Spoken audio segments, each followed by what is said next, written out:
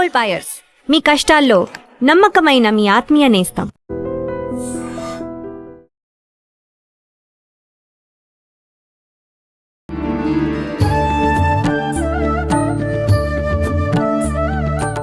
నమస్కారం గురుజీ. నమస్కారం మా విజిత.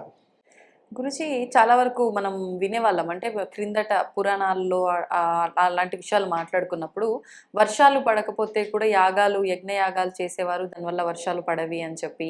అదేవిధంగా మనకి ఇప్పుడు ప్రస్తుతం మనం చూస్తున్నది కూడా వర్షం వచ్చే ముందు ఉరుములు మెరుపులు ఇవన్నీ శబ్దాలు వినిపిస్తూ ఉంటాయి పెద్ద పెద్దగా. అట్లాంటి టైంలో పెద్దవాళ్ళు చెప్తూ ఉండేవారు అర్జున పాల్గొన అను అని చెప్పి. అంటే ఎందుకు అనాలి, అసలు ఏంటి, నిజంగా వర్షాలు యాగాలు ఈ హోమాలు ఇలాంటివి చేయడం వల్ల వర్షాలు పడతాయా? మరి అలాంటప్పుడు కొంతకాలంగా వర్షాలు పడని సందర్భాల్లో ఇవి చేస్తే నిజంగానే వర్షం వస్తుందా? అదేవిధంగా ఈ అర్జున ఫాల్గుణ అనటం ఎందుకు అంటున్నాము, వీటన్నిటి గురించి ఒక వివరణ ఇవ్వండి. ఓం వసుదేవసుతం దేవం కంసచాణూరమర్ధనం దేవకీ పరమానందం కృష్ణం వందే జగద్గురుం అర్జునం వందే జగదేక వీరం. ఇది అర్జునుడు జగదేక వీరుడు నేను తయారు చేసిన శ్లోకం. ఇది సంస్కృతబద్ధంగా. అంటే ఈ అర్జునుడు అంటే ఎవరో మామూలు చిన్నోడు అనుకుంటారు. నరనారాయణుల్లో ఒక మహర్షి, నరుడు, నరమహర్షి. ఆయన శ్రీకృష్ణ పరమాత్మ ఏది చెప్తే చేస్తాడంతే. ఆయన మనసులో కృష్ణుడు తప్ప వేరేది లేదనమాట. అంత అంకిత భావానికి మరో పేరు అర్జునుడు. అందుకనే ఆయన ఒకటే అడిగాడు. ఇప్పుడు వాళ్ళ అన్నదమ్ములు వాళ్ళందరూ లేరు కదా, కృష్ణుడు ఒకటే అడిగాడు, అర్జున నేను నారాయణ సైన్యం అని ఒకటి ఉంటుంది, వాళ్ళు నాలాంటి వాళ్ళు కొన్ని కోట్ల మంది ఇటువైపు పార్టీలో ఉంటారు, వాళ్ళందరూ ఆయుధాలు తీసుకొని యుద్ధం చేస్తారు. నేను ఇటువైపు పార్టీలో నేను ఒక్కడనే ఉంటాను, నేను ఏ సహాయమో చేయను, నాకు తోచింది ఏదో చెప్తాను. నేను ఈ పార్టీ కావాలా ఈ పార్టీ కావాలా, దుర్యోధనుడు నువ్వు తేల్చుకోండి అంటే అర్జునుడు ఏమంటాడు, నాకు ఏ నారాయణుడి సైన్యము వద్దు నాయన, నువ్వు ఉంటే చాలు నాకు, అప్పుడు నువ్వు ఏం చేయకపోయినా పర్లేదు, నారాయణుడే నా పార్టీలో ఉంటే చాలు అన్నాడు. అందువల్లనే అర్జునుడు అయ్యాడు, ఆయన విజయం సాధించాడు. అంటే ఇక్కడ ఏమవుతుందంటే అర్జునుడి దగ్గర అసలు ఏమున్నాయి, గాంధీవం అస్త్రం. అది ఎవరిచ్చారు? వరుణదేవుడు ఇచ్చాడు. కరుణించవా వరుణదేవా అని మన ఎన్టీ రామారావు గారు పాట పాడతారు. ఆ పాట వల్లే ఆయన ముఖ్యమంత్రి అయ్యాడు, వరుణదేవుడిని ఆరాధించాడు ఆయన. అందువల్ల టాప్ విశ్వవిఖ్యాత నట సార్వభౌముడైపోయాడు వరుణుడిని పూజ చేయడం వల్ల. అలాగే తిరుమల తిరుపతి దేవస్థానం వాళ్ళు వర్షాలు పడకపోతే వరుణ యాగాలు చేస్తారు. వరుణ సూక్తాలతో మామూలు కొలంలోకి దిగిపోయి, నదుల్లోకి దిగిపోయి, తిరుపతిలో కొలంలో దిగి వరుణ జపాలు చేస్తారు. అంటే వరుణుని మించిన శక్తి లేదు. ఇప్పుడు మహా ఎండగా ఉంది, ఎండాకాలం తర్వాత వెంటనే చలికాలం ఎందుకు పెట్టలేదు? ఎండాకాలం వెంటనే వరుణకాలం పెట్టారు, వర్షాకాలం. ఎందుకు అంటే బాగా ఎండిపోయి నాలిక దాహం అంటది అగ్నికి, అగ్నిని ఆర్పేసేది, దాన్ని చల్లబరిచేది వరుణశక్తి. అందువల్లనే ఏమంటాడంటే ఈ అర్జున, నువ్వు కర్ణుణ్ణి, భీష్ముడు, ద్రోణుడు వీళ్ళందరూ ఉన్నారయ్యా బాబు, కృపాచార్యుడు, వీళ్ళందరినీ ఎదిరించాలంటే లింగులు టిక్కుమంటూ ఈ పొల్ల ధనస్సు పెట్టుకుని బాణాలు వేస్తే గెలుస్తావు అనుకుంటున్నావా? నువ్వు చెయ్యి, గాంధీవం సంపాదించు. అంటే ఎలా చేయాలి స్వామి అంటే అగ్నిదేవుడి దగ్గర ఉన్నాయి, అగ్నిదేవుడిని పిలువు అంటే అగ్నిదేవుడిని ప్రసన్నం చేసుకుంటాను నేను అని చెప్పేసి అంటాడు. అగ్నిదేవుడు, కృష్ణుడు ఏమంటాడు, అగ్నిదేవుడు నీకు ఎందుకు ఇస్తాడయ్యా, ఎందుకు ఇవ్వాలని రూల్ ఎందుకు ఉంది నీకు అంటాడు. అప్పుడు అర్థమైపోద్ది, త్యాగం చేస్తేనే వస్తాడు ఎవరైనా సరే. అర్జునుడు అప్పుడు ఏం చేస్తాడు, అగ్నిదేవుడికి తన శరీరాన్ని అంతటిని త్యాగం చేసి ఆహుతి చేసేసుకుంటాడు. ద్రౌపది, తర్వాత ధర్మరాజు వీళ్ళందరూ భయపడిపోతారు, భీముడు వీళ్ళంతా ఎందుకు ఈ త్యాగం అయినా, మనం ఈ పొల్లధనస్తూనే యుద్ధం చేద్దాం, మనకి ఈ గాండ్యం వద్దని. కానీ అర్జునుడు మొండాడు. అందువలన ఏం చేశాడు, ఆ అగ్నిదేవుడు ఏం చేస్తాడు, వరుణదేవుడిని పిలిచి, ఆయన ఫ్రెండ్ అగ్నిదేవుడు వరుణదేవుడిని పిలిచి ఆయన ఇచ్చినటువంటి గాంధీవాన్ని ఒక దివ్య రథాన్ని ఇస్తాడు. ఆ రథం మీద మన అర్జునుల వారు నిత్య విహారి పైన తిరుగుతూ ఉంటాడు అనమాట. అందుకే ఉరుములు మెరుపులు ఉరుముతూ ఉంటాయి కదా, అప్పుడు అర్జున ఫాల్గుణ కిరీటి అని మనం అంటాం. ఎలాగైతే గానగాపురంలో నృసింహ సరస్వతి స్వాముల వారు దత్తాత్రేయ రెండో అవతారమైనటువంటి ఆయన నిత్య విహారిగా, నిత్య నివాసిగా అక్కడ తిరుగుతూ ఉంటారో గానగాపురంలో, అలాగే భిక్ష రోజు 12 గంటలకు చేస్తూ ఉంటారో మన అర్జునుల వారు కూడా రథం మీద తిరుగుతారు.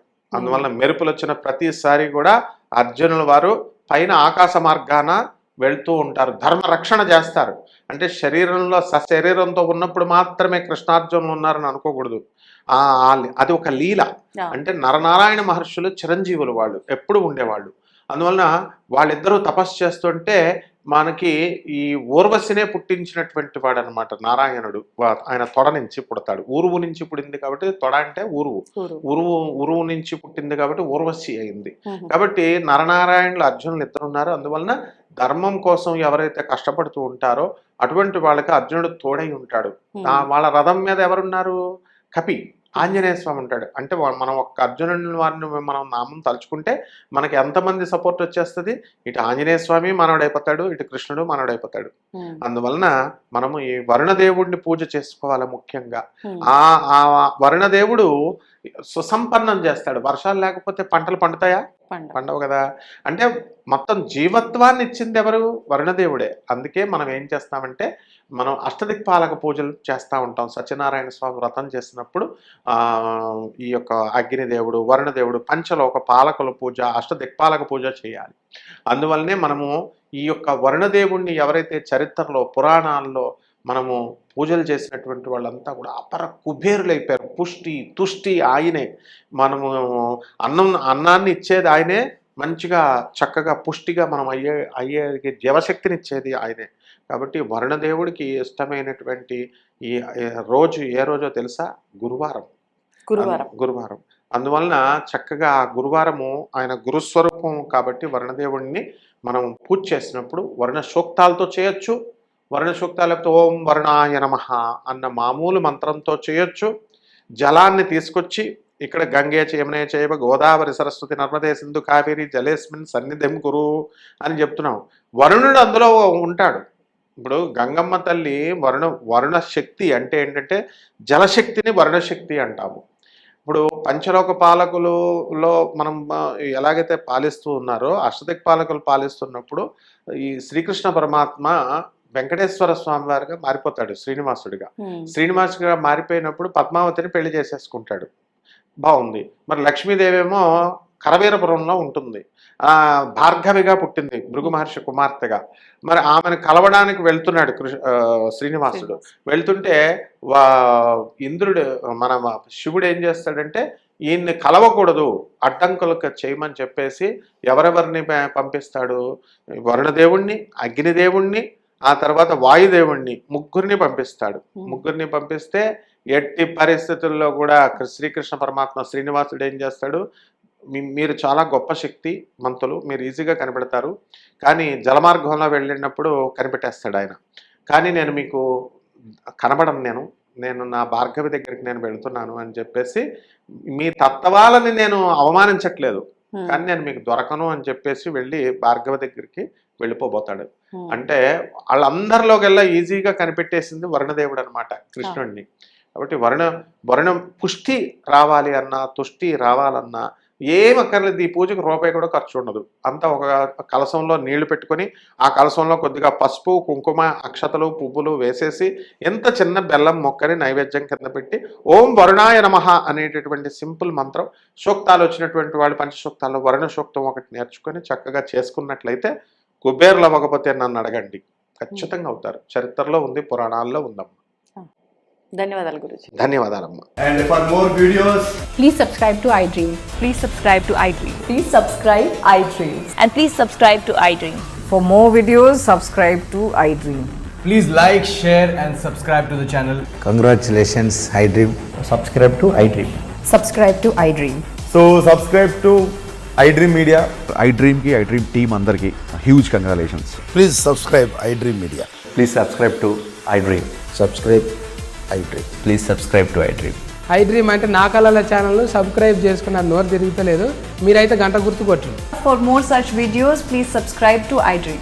Subscribe to iDream. Please subscribe to iDream. Please subscribe iDream Media. Please do subscribe to iDream. Please subscribe to iDream Media. For best entertainment and information, please subscribe iDream. And don't forget to subscribe to iDream.